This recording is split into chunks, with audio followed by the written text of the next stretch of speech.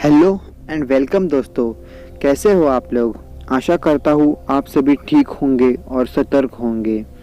आप सभी का स्वागत है हमारे YouTube channel the Hindi horror YouTube channel में, जहाँ की हम आपको भूतों की अच्छी सच्ची घटनाओं पर प्रेरित आपको कहानियाँ लाते हैं, जो कि आप लोगों को पसंद भी आती है।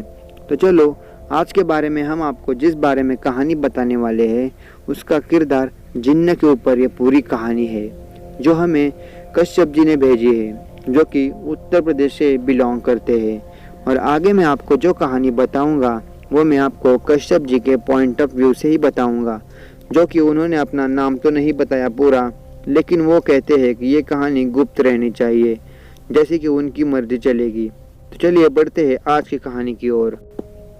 मेरा नाम कश्यप जी है। मैं आपको जो कहानी बताने वाला हूँ वो उसका पार्ट न पार्ट और एक शब्द न शब्द पूरा सच्चाई के मामले में तहकीकात किया गया हुआ है। मैं आपको बताना चाहता हूँ कि ये साल, दरअसल ये बात मैं आपको जो बता रहा हूँ ये लगभग मेरे साथ एक 8 या 9 साल पहले घटी हुई होगी, मतलब घटा हुआ है, सॉरी। उन दिनों मुझे बहुत ही आदत लगी हुई थी शराब, गांजा, सिगरेट, तंबाकू, विमल, आरएमडी। मैंने कुछ भी नहीं छोड़ा था। मैं पूरा का पूरा नशेड़ा बन चुका था। मेरे घर वाले कहते थे कि कुछ काम कर, कुछ तो कर, लेकिन मैंने कभी अपने माँ बाप की बात नहीं सुनी। मैंने हमेशा कोई गलत रास्ते से पैसे कमाने का दिमाग में बहुत सारा सोच रखा था। एक दिन बातों बातों में मेरे दोस्त ने कहा कि चुड़ैल की अगर हम चोटी काट ले तो वो हमारे लिए वो एक जिन की तरह बन जाती है, जिससे हम कुछ भी मांगो वो हमें सब कुछ दे देती है। तो मैं भी दोस्तों के फैसले में आकर घर चला गया। घर जाने के बाद रात को मैंने बहुत सोचा और ठान ली कि मैं भी एक चुड़ैल की चोटी काटूंगा और उससे अपनी पूरी इच्छाएं और अपनी इच्छाओं को पूरा करूंगा। लेकिन ये मुझे पता नहीं था कि मेरी इच्छाएं पूरी होने की वजह कोई और नहीं बल्कि एक चुड़ैल है। बस ये ठान लिया। दूसरे दिन हम 3 दोस्तों ने ठान ली कि हम शमशान में जाएंगे। शमशान में जाने के बाद हम रात के 2 बजे शायद शमशान में गए थे। डर तो बहुत लग रहा था, लेकिन जिंदगी का सवाल था। अंदर जाते वक्त हमें कुछ अजीब सी आवाज़ें सुनाई दी, लेकिन हमने उनकी तरफ ध्यान नहीं दिया, बस आगे जाते रहे। पूरी रात हमने वहाँ पे बिताई, लेकिन हमें कोई भूत चुड़ैल तो नहीं दिखाई दी। फिर मेरे दोस्त ने कहा एक पंडित जी है जो हमें इस बारे में बता सकते हैं। हमने उन पंडित जी के यहाँ जाया तो पंडित जी ने कहा कि तुम्हें ऐसी ऐसी सामग्री लानी पड़ेगी और नाई से कुछ बाल लाने पड़े, जो कि कपूर में डाल के जलाओगे स्मशान भूमि में जाकर रात के 3 या 3:30 के बीच में, तो वो आपको चुड़ैल प्रसिद्ध होंगी। हमने वैसे ही किया। हम लगभग शमशान में 2 बजे पहुंच गए और हमने कपूर, नाई के लाए हुए बाल सब के सब वहाँ पे रख दिए और जला दिए। पहले तो बस धुआं उठता रहा 15 मिनट तक, लेकिन 3:30 को 3 मिनट कम रहते ही हमारे सामने कुछ हमें अपने आजू बाजू से आवाज़ें आने लगी, जैसे कोई हमारे आसपास ही हो। लेकिन हमने बहुत डरा। पंडित जी ने कहा था डरोगे तो मारे जाओगे, डरना मना है। बस हम नहीं डरे और 15-20 मिनट के बाद हमें हमारे पास की झाड़ियों में से एक गंदा सा हाथ, सड़ा हुआ हाथ बाहर दिखा। उसके बाद में हमें एक आवाज़ आई, क्या हुआ, डर लग रहा है? डर रहे हो तो मरना तो पड़ेगा ही। लेकिन हमने भी डटकर कहा हम यहाँ डरने नहीं, कुछ करने आए हैं। आप बाहर आकर हमसे बात कीजिएगा। जैसे ही वहाँ से एक शक्ल बाहर आई तो हमारे रोंगटे खड़े हो गई, क्योंकि वो शक्ल नहीं बल्कि पूरा सड़ा हुआ मांस का एक गोला था, जिसके 2 आँखों में काले गड्ढे थे। बस ये देखते ही मेरा एक दोस्त वहाँ से ज़ोर से भाग निकला। बट हम दोनों ने ठान ली थी कि पैसे तो कमाने ही है, कोई बिल्कुल रास्ता कैसा भी हो। बट एक बात तो ठीक थी कि जो गुरुजी ने जो हमें सुरक्षा गोला दिया था वहाँ से वो भाग चुका था। उसके बारे में हमने ज़्यादा नहीं सोचा और चुड़ैल ने हमें कहा कि देख, तुझे अगर मुझसे कुछ काम भी करवाना हो तो मुझे रोज़ का 3 बकरा देना पड़ेगा। हमने सोचा यार, इससे अगर हम दौलत मांग ले, शोहरत मांग ले तो 3 बकरा कुछ भी नहीं है। बस यही सोच लिया और हम उसकी चोटी काटने वाले कि वहीं पर उसने हमें देख लिया और उसके देखते ही पूरे अंगारों से भरी उसकी आंखें हमारी तरफ ऐसी मुड़ी जैसे कि अभी हमारी मौत होने वाली है। ये देखते ही हम दोनों वहाँ से भाग निकले, इतने ज़ोर से भागे कि कुछ बताओ मत। वो चुड़ैल हमारे साथ पेड़ों से लगे हुई झाड़ियों में जो बड़े बड़े पेड़ होते हैं वहाँ पर लटकती हुई हमारे साथ दौड़ने लगी। ये देखकर मेरा दोस्त वहीं पर बेहोश हो गया और मैं घर पहुंचकर दरवाज़ा लगाकर सो गया। दूसरे दिन जब मेरी आंखें खुली तो मैं अपने उसी दोस्त के पास गया जो रात को बेहोश हुआ था, जो कि अपने घर में था, लेकिन उसे वो तो बिल्कुल ठीक था। लेकिन उस टाइम सुरक्षा गोला से जो मेरा दोस्त भाग कर गया था उसका आज तक भी कोई अता पता नहीं चल पाया है। जबकि ये बात हमें पंडित जी को हमने बताई नहीं और आज तक मैंने उस पंडित जी को भी फिर से कभी देखा नहीं। लगभग आज उस बात को 8 साल बीत चुके हैं, लेकिन आज भी मुझे उस बात को और उस चुड़ैल का मुंह अगर मेरे सपने में भी आए या मैं कभी उसकी बात भी करूं तो मेरे रोंगटे खड़े हो जाते हैं और मैं भगवान से यही दुआ करता हूँ कि काश ये किसी के साथ ना हो। मैं अभी पूरे का पूरा मैंने अभी सारे नशे छोड़ दिए हैं, मेरे 2 बच्चे हैं और हम अभी सुखी और शांति से रहते हैं। तो दोस्तों, ये थी कश्यप जी की कहानी। हम आज की अगली कहानी की ओर बढ़ने से पहले आपको बताते हैं कि आगे जो कहानी भेजी है वो हमें राहुल जी ने भेजी है, जो कि महाराष्ट्र से बिलोंग करते हैं, जिनका कहना है कि वो अभी 12th स्टैंडर्ड में है, जिनकी 12th स्टैंडर्ड की एग्ज़ाम टाइम में ही उन्हें ये सब का फेस करना पड़ा था। तो चलिए सुनता हूँ राहुल जी की कहानी। मेरा नाम राहुल है। मैं आपका पूरा नाम तो नहीं बता सकता, लेकिन इतना बता सकता हूँ कि मेरे साथ क्या घटा और क्यों घटा।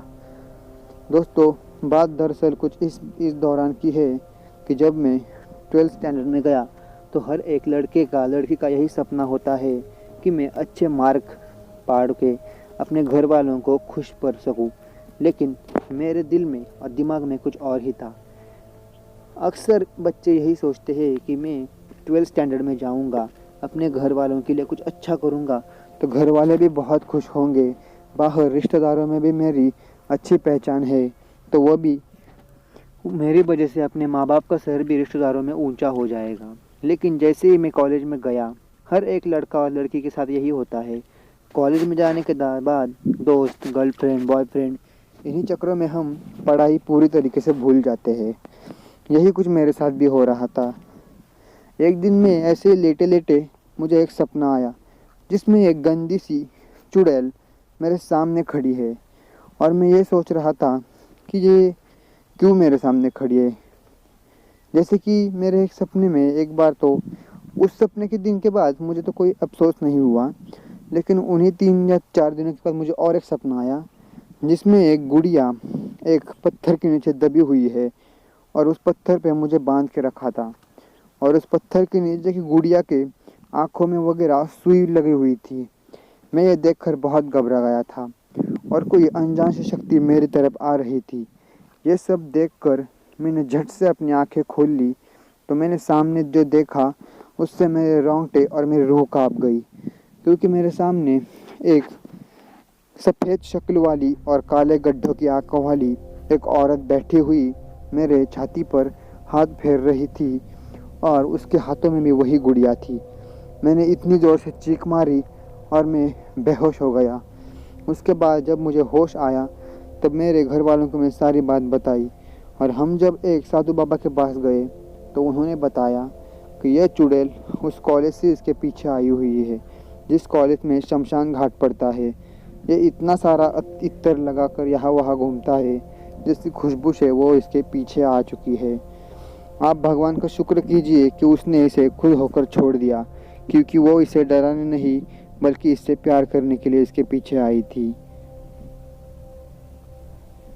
तो दोस्तों, ये थी हमारी अगली जो हमें कहानी आई है वो आई है उत्तर या मध्य प्रदेश के किसी एक ऐसे गांव से जिस गांव को हम भानगढ़ कहते हैं।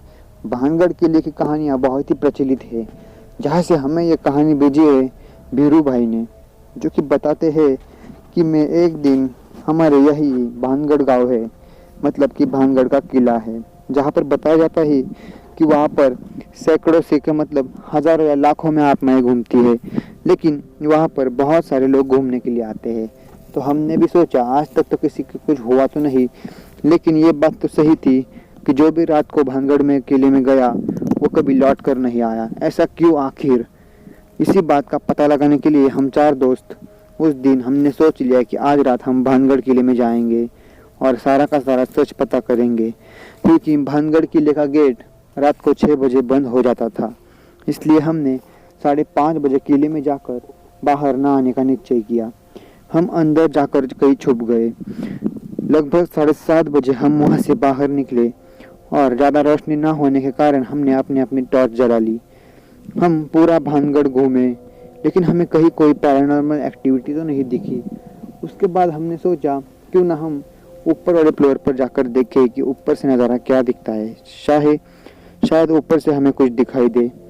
लेकिन हम जैसे ऊपर जाने लगे, मेरे एक दोस्त ने मुझे कहा, चल यार, मुझे यहाँ पर बहुत डर लग रहा है। तो मैंने कहा, यार तू डर मत, कुछ नहीं होगा। बस यही सोचकर हम ऊपर की तरफ चल पड़े। लेकिन जो सीढ़ियाँ थी वो पूरी अंधेरे घर में से जा रही थी।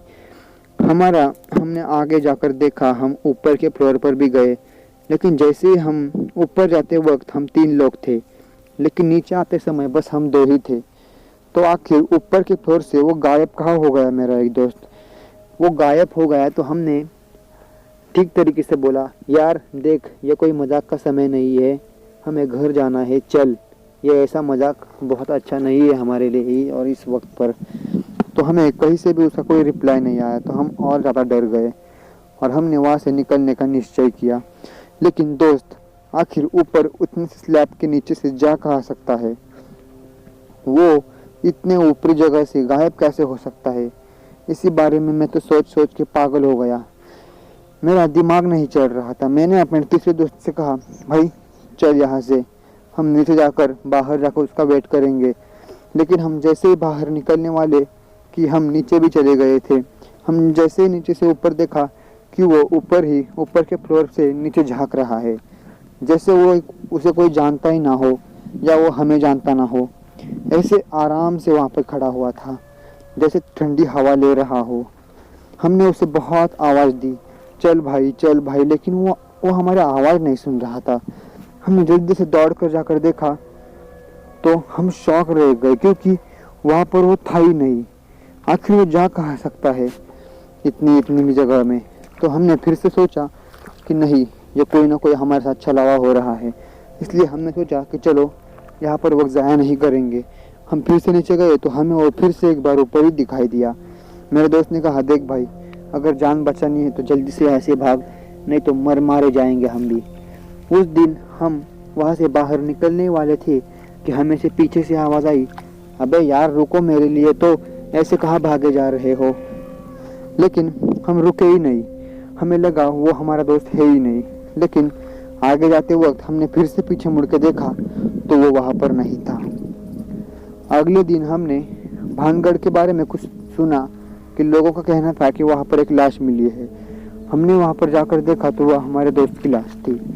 हमने वहाँ पर किसी से भी कुछ भी नहीं कहा और वहाँ से चुपचाप चले पड़े। लेकिन बताया तो ये जाता है कि वो लाश उस लाश के इतने छोटे टुकड़े कर दिए थे कि वो लगाकर भी उसकी लाश पूरी नहीं हो पा रही थी, और कुछ टुकड़े तो खाए हुए मिले, जैसे कि उन पर इंसानी दांतों के ही निशान थे। ये सब सुनकर तो हमारे रोंगटे और खड़े हो गए, और उस दिन से मैंने ये ठान ली कि मैं कभी भी भानगढ़ किले में नहीं जाऊंगा। तो तीसरी कहानी हम आपको जो बताने वाले हैं छोटी है लेकिन बेहद डरावनी है।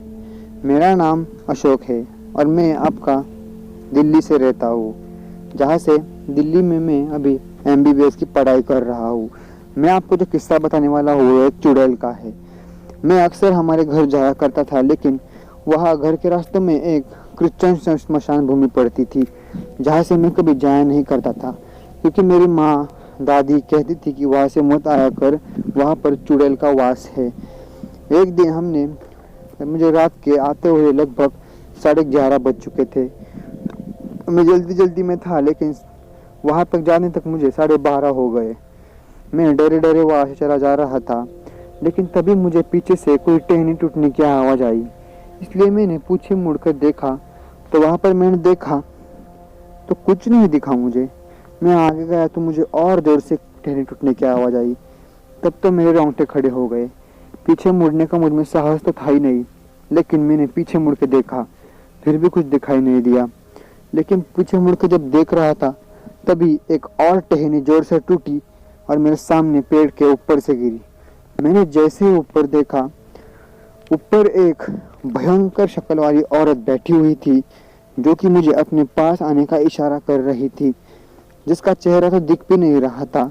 2 काले गड्ढे थे और पूरे चेहरे का सड़ा हुआ मांस पानी की तरह टपक रहा था। ये देखकर मैं इतनी जोर से चीखा और वहां से भाग निकला। घर पर मुझे 3 दिन तक मुझे बुखार रहा और मुझे घर वाले एक पंडित जी के पास ले गए। पंडित जी ने कहा कि आपके बेटे के शरीर पर वो इतना इत्र लगाता है कि जिसकी खुशबू से वहाँ पर बहुत सारे भूत आ गए थे, लेकिन वो चुड़ैल इत्र की बहुत बड़ी शौकीन है, इसलिए वो कभी भी अपने शरीर पर इतना इत्र भी मत लगाओ कि भूत सुगंध से ही आपके पास आ जाए। उस दिन से मैंने इत्र लगाना ही बंद कर दिया। और आपको भी एक बात बता दूं कि अगर आप किसी स्मशान भूमि के आगे से जाते हो या किसी भी मरे हुए इंसान हो जहाँ पर उन्हें जलाते हैं, दफनाते हैं, वहाँ से जाते हुए कभी भी अपने शरीर पर ज़रूरत से ज़्यादा इत्र मत लगाया करो, क्योंकि इत्र लगाना एक फैशन है, लेकिन यही फैशन आपको जानलेवा हो सकती है। तो यही थी दोस्तों मेरे साथ घटी हुई कहानी। तो हेलो दोस्तों, कैसी लगी आपको ये 4 कहानियाँ? अगर आपको ये कहानियाँ अच्छी लगी हो तो मुझे कमेंट में ज़रूर बताना और चैनल को सब्सक्राइब कर देना, ताकि मेरी आने वाली वीडियो सबसे पहले आप तक पहुंच सके।